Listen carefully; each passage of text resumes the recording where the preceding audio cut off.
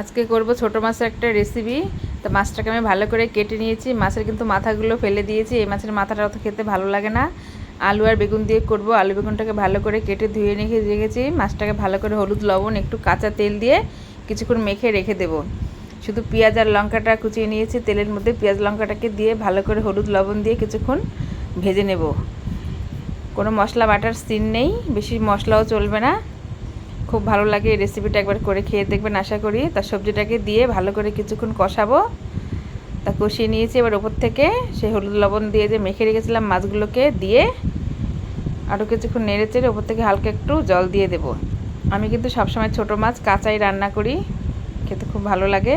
তা 7-8 মিনিটের জন্য ঢাকা দিয়ে নেব। তা ঢাকা খুলে আরও কিছুক্ষণ নেড়ে চেড়ে 2-1 মিনিটের জন্য আরও কিছুক্ষণ ঢাকা দিয়ে এবার খুলে একদম রেডি আমার। ধনেপাতা বাড়িতে থাকলে অবশ্যই দেবেন, ছিল না তাই দেইনি।